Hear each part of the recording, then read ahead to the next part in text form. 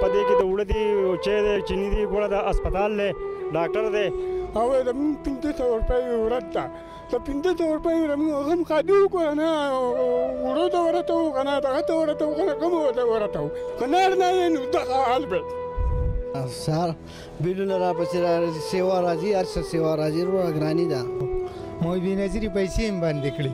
د عمران خان د خدای غرق او پر کې مال ولې وایي دار چې راله ګران کړه مالک خیرې مه کوه خیر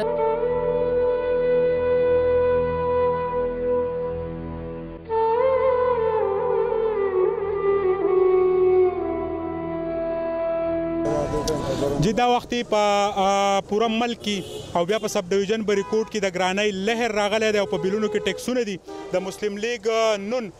ضلعي کونسلر عجب خان دا راته ووایه چې یاره د بیلونو کې دا ټیکسونه تاسو ته هم د خپل ورکرانو او د خلکو نه شکایت راځي کېږي بس د ګرانۍ ته په کم نظر یاره جی اوس خو ماحول تقریبا داسې دی د ټولو پارټیانو خلک موجود دی که زه یو خبره کوم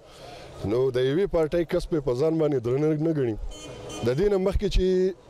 کله د بیلونو داسې یو پروګرام و په سوات باندې د ټیکس یو پروګرام لاګو شو چې هغه امیر مقام خان د پارټۍ په منډه ترړه هغه په خپل ذاتي اصل رسوخ باندې هغه یوه منډه ترړه وکړه او په مرکز کې په هغه ټایم کې د مسلم لیگ نون ګورنمنټ او یو منظور شوی ایکټ و چې هغه ختم کړو اوس په دوباره مطلب دا دی چونکې زمونږ مشران رانغلل په پاور کې یاره چې آینده دپاره دا یو کسټم ایکټ یو ظالم ایکټ و دا به مونږ دې پیرې لا مکمل طور په ځمکه کې دفن کړی دا به بیا راوتی هم نه خو چونکې په افسوس سره چې زمونږ په لاس کې اوس څه نشته دی نو مونږ صرف دا وایو صوبایي ګورنمنټ او قومي ګورنمنټ کم دلته کې چې د هغو ورکران موجود دي چې یاره په دې خپلو مشرانو زور راولي سوات خو هسې هم ملاکنډ ډیویژن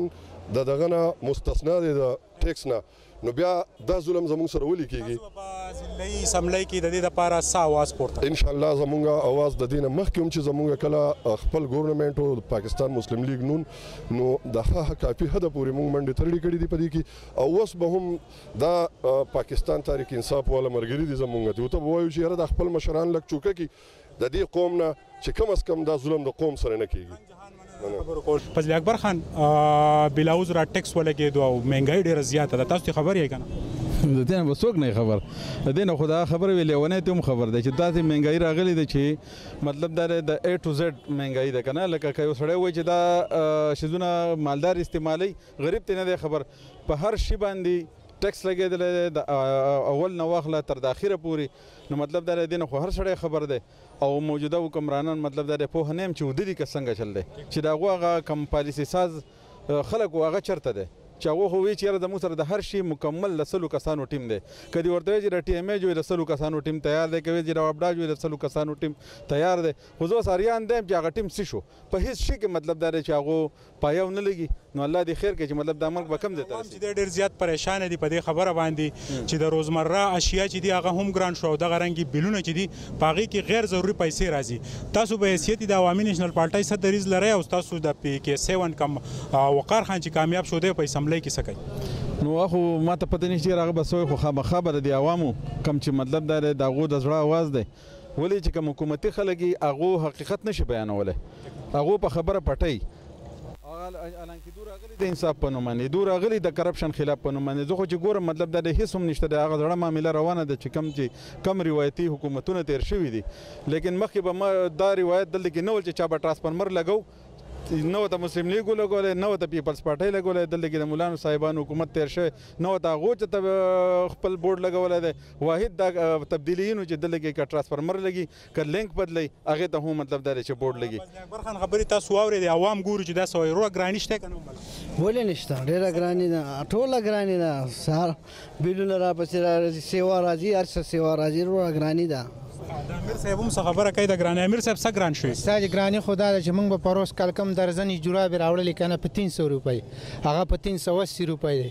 پرون یوه ښځه راله وایي د عمران خان د خدای غرق او پر کې مال ولې وایي دار چې راله ګران کړه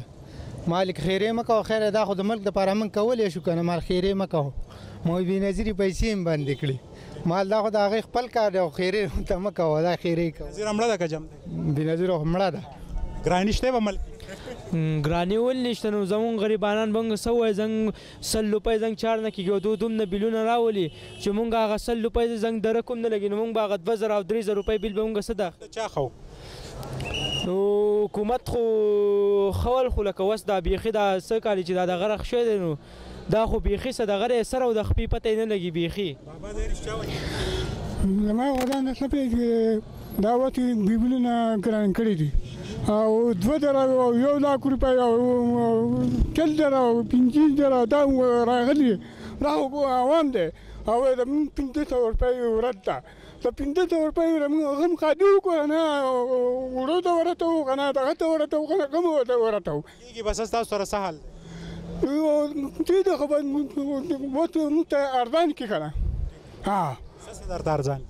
هر بیلونه وړه هر ته وړه دې بنا دا به ته ارزان دي کنار نه نو دغه حال به جی زموږ 1500 روپۍ دیاړي کو یو ورځ ملاوي کې په دویم ورځ نه په دې کې د وړه دي چې د چینی دي ګوړه د هسپتال له ډاکټر دی هر یو قصه ده په دې کې په دې کې په تیر شوی حکومتونو کې به هر شی لاس گزاره به کوله پر هر یو د پیپل حکومت راغلی د مسلمي حکومت راغلی د نېشنل حکومت راغلی او دوی وایي چې موږ تبدیلي راولو په تبدیلۍ دا حل هغه چې اوس عوام دغه روډونو ته راووتو او خپل کورونه پرېښودل بچو په سر راغسي کورونو په سر راغسي او څه وسایل سره نشته دغه وجه تو کور ته نه ځې دغه وجه نور پکې څه دي یاره څه ټایم به کور ته ځې نو کور ته خو به هر ټایم ځې معلومات پکې خو مطلب دا ده چې د قوم څه حالات دی د قوم چې راوتې دا د چا راوتې جهان مننه که یو طرف ته د نوي حکومت سره په سم محکمو کې چې د سہولتونه راغلي نو بل طرف ته غریب ولس چې دی هغه د مهنګایۍ د لاسه پریشانه دی د ټلیفون بجلی او روزمره اشیا چې دي هغه نیم په نیمه ګران شوي دي د 500 دیاړي مار چې دی هغه په ګزاره کولو باندې نه پوهیږي چې د دې حل به څه حکومت له پکار دی چې د غریب ولس په دغه باندې خیال وکړي چې د خپلو بچو لا د 2 وخت د روټۍ ګټلو جوګه شي د کیمرامین حسین سره سهیل باچا بریکوټ